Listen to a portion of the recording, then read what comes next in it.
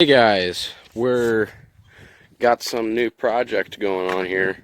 We got the old Ranger and she's missing some components in the power barn. So yeah, our 3.0 V6 engine is no longer in here, and we've got an empty bay that's painted and ready for something else. So we're gonna go ahead and put something else in it. We got all the wiring out, or ready to adapt to the other wiring harness, because we're not putting a Ford motor back in here, or for Ford engine back in here. We're going to be putting a 2000 Volkswagen Golf TDI engine in here. So we're going to have a diesel, an ALH code TDI diesel in the old Ranger. Hope to get some more power and maybe a little bit better fuel mileage out of here. So we got a few things to do. There's going to be probably a couple follow-up videos. I'm not going to be able to get everything done in one video, but that's going to be easy, hooking up the heater core. That's easy peasy. For the moment, we're not going to have air conditioning, just because of where the air conditioning pump is located on the TDI. It's right down next to the oil pan, which is going to set right about there, right where the steering box is. So, and where the steering box and cross member and all that stuff is. So we're gonna have to leave that pump off, and maybe in the future I'll make a bracket to hook it up on this side of the motor. But yeah, right now all I want to do is get it in there and get it running and driving. So I've got to take a couple of these wires off this thing, a couple wires for the ignition switch, for the brake pedal, the clutch pedal, and wire them together. And then I'm going to have to put in a couple things like the water temperature sensor, or coolant temperature sensor, I guess. We're not in the 1930s. Anyhow, water temperature, oil pressure, and the amp gauge or volt gauge for the alternator. We're gonna have to get them wired up between the two harnesses. That's the harness for 3.0, and here is most of the harness for the TDI. It might not look as much of a mess on camera, but when you're trying to figure out what wires you need and don't need, like all those I don't need. I don't remember what all they're for.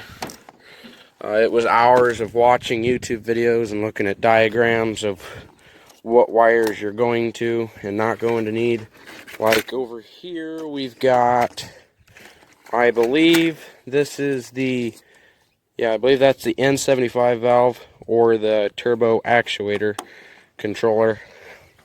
This long strand running off the big connector, this would be the MAP sensor, or manifold pressure sensor.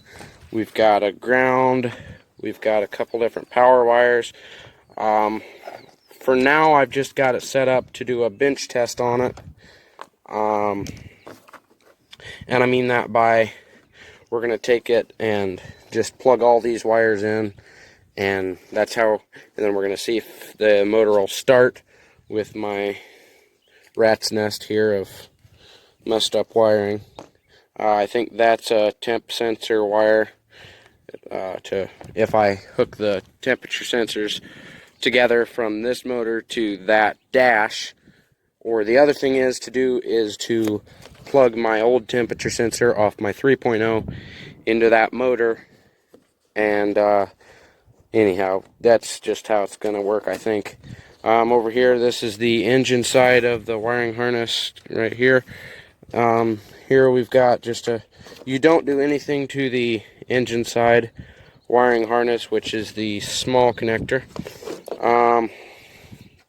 That is the plug that comes off of right here with the couple power wires and the temp sensor wire, and then we got that ground, like I said. And I don't know exactly, but those are just a couple sensor wires, if I remember right. And then here we've got, oh, that's for the injector pump, oil, temperature, pressure, something like that. Something for the oil. And maybe that's the injector pin sensor, whatever they, I don't know what it is, what it does. I mean, that's for something to do with the coolant, maybe? I don't know. I think that's the coolant one. There's a couple of them on there. Don't really have to do anything to that side at all. I'm just gonna put some wrap around this thing to hide all those wires from the elements, just like this one has here. This is what it used to look like with this plastic and plastic wrap and tape on it. So I gotta wrap all that stuff and get all those wires hooked back together. It's now a rainy Wednesday, and as of the best shop I have is a shipping container, because the shop is full of seed corn.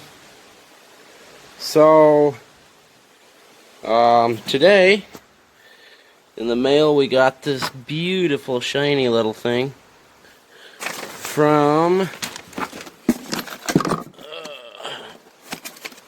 Northwest Fab Works in Canada. That's where this thing shipped from. It's a TD conversions adapter plate. That side there, that bolts onto the transmission, and then that side there bolts onto the back of the motor, just like that. So, well, I've got a little bit of work ahead of me. I'm gonna fit up the adapter plate on the engine side of it and get most everything bolted on how it should be, so I can throw this starter that they sent me, throw that on it, and give it a couple cranks. The fastest I've ever heard this thing crank is about hand speed with a wrench. Just putting it on the harmonic balancer and giving her a couple cranks. So she's up for a real test, see if she's cranking over nice. Being as it sat for, what is it? It's been longer than 5 years is what I was told. So I guess we'll see what happens. We got to put on the vacuum pump, the water outlet, which also has a temp sensor in it. Yeah. Anyhow, we'll start slabbing this stuff on. Oh, well, it's still raining like a sieve out there, man. Look at all that water standing. Anyhow, it's not what we're focused on. We got the kit on. Here's my old flywheel off the Ranger. Got the starter on. I ended up using holes 2 and A on the rotation thing. And yeah, everything fit pretty much perfect. I did have trouble with that starter getting in the way of everything. You can't flip it up with this thing on the top without making a different little adapter plate right there. Is from what I saw. I didn't try to take it off the starter or anything. That's something that Northwestern Fab Works built and put on the starter. I guess it's just, what I've heard is they use Chevy starters. I don't know if that's true or not. But anyhow, it kept hitting on the block back in here, and even now, it is really close, if not touching. Okay, actually I don't think it's touching, but that's how close it is. It's really close, and even then I had to take and loosen up this oil return line for the turbo and turn the thing up and then bend this line so it's not touching the exhaust, but it is touching the starter. I hope I hope it doesn't hurt anything by doing that. I don't think it's kinked or anything anywhere. I think it's still going to drain fine. It's just kind of crammed in there. And I don't know, I think if I put a VNT 17 turbo on here, that oil line's going to be different anyhow. And so is this one here. It'll be that same braided line. And this one did kind of hit on the top here. But it wasn't too big of a deal. And yeah, that's pretty much all for now. I just got everything put together for now. I'm gonna hook some jumper cables or something up to the starter and give it like one turn around. Not a whole lot, just enough to get a good fast rotation out of it. I don't want to burn up my water pump or fuel pump because right now it's empty. Don't want to burn it out, or the oil pump. Well, the oil pump, it's got oil in it, so that doesn't matter. But yeah, the water pump and the fuel pump are empty. This thing is going to need just probably an abrasive wheel or something. It's fine. It's been resurfaced within the past year, but I just had it sitting for a little while, and it's got some surface rust on it. I mean, it's still shiny in other places, so it's nothing big, yeah, that's pretty much it. It shouldn't be too much longer before we go ahead and test fit this into the Ranger. I don't know how much longer I'm gonna, at some point I need to put the transmission up to the back of it, and I don't know if I'm gonna mate them together and then put it in the truck. I think I'm not gonna have enough room to do that. I think they're gonna have to go in separately. But yeah, then I gotta, once we get the transmission on it and this thing in the truck, then I gotta figure out engine mounts. And that's probably going to be one of the more difficult of the things, because I don't know, I didn't buy the adapter, or not adapter, but the engine mounts that you can buy pre-made for, like, to fit onto this motor anyhow. I think it uses like this hole here, maybe this one if that's a threaded. I think it's threaded. And then maybe that one up there. I hope. And then we gotta, this is the steering pump. I've gotta, once I get in the truck, cut this line wherever, and then cut the line on the Ranger, and then bring it into like Napa or something and have them join these two together. And then that's not too hard. That's just a slide over with a rubber tube, so that's not going to be very hard. Yeah, I think we pretty much got her.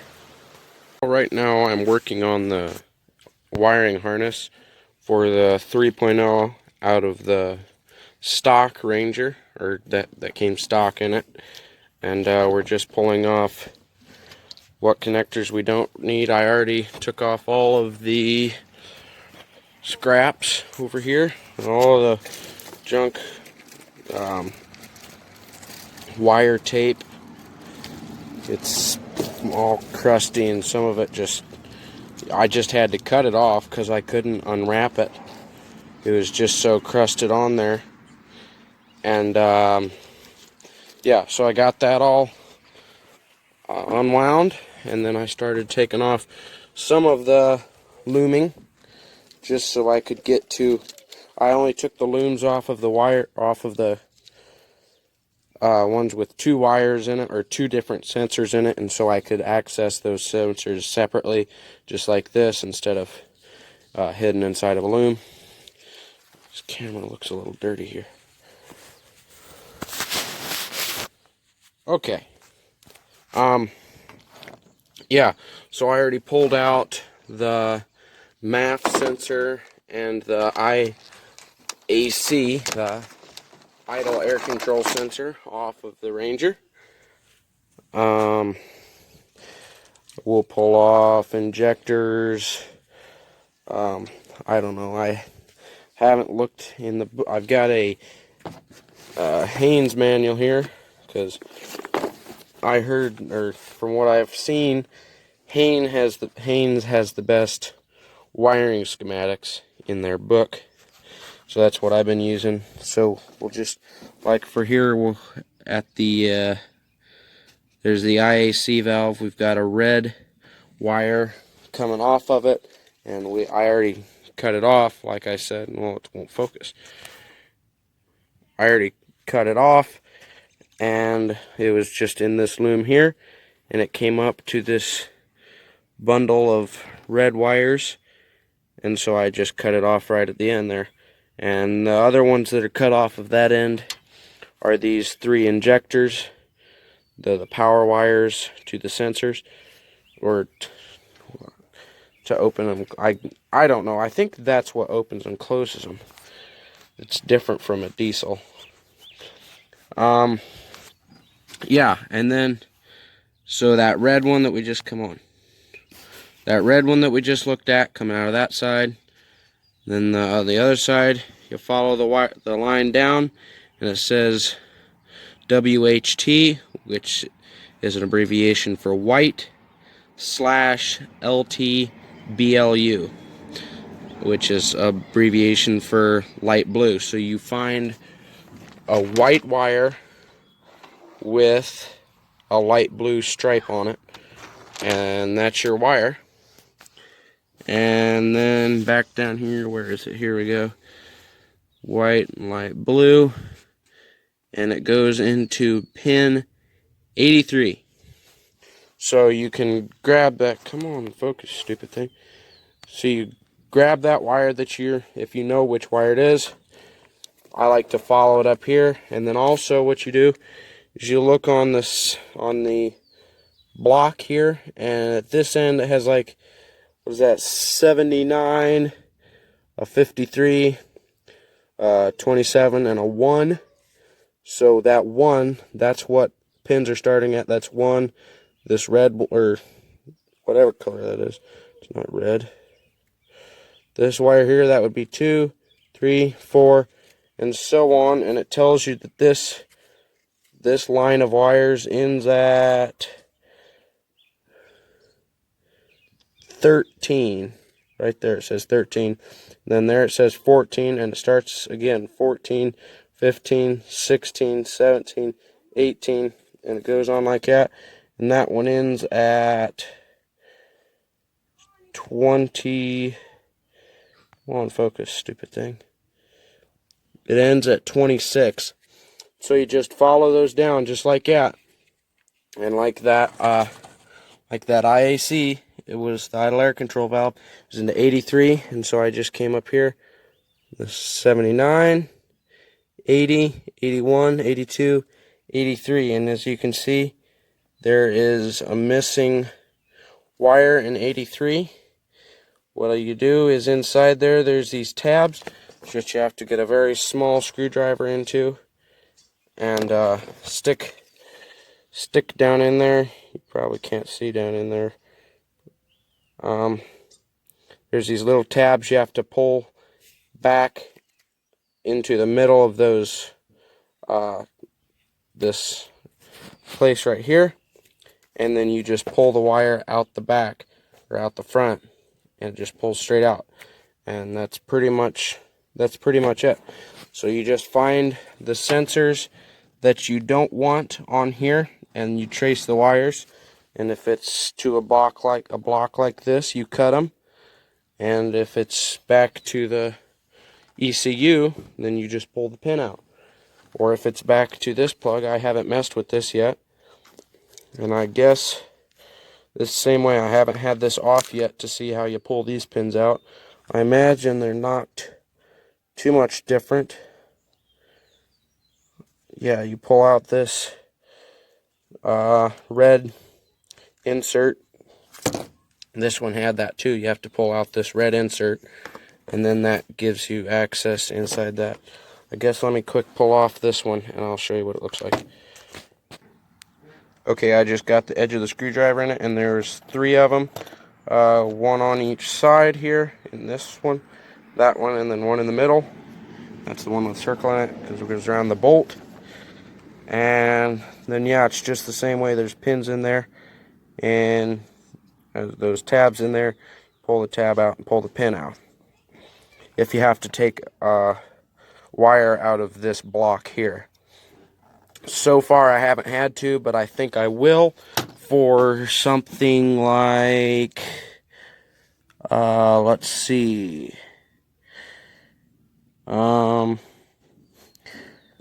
oxygen sensors maybe.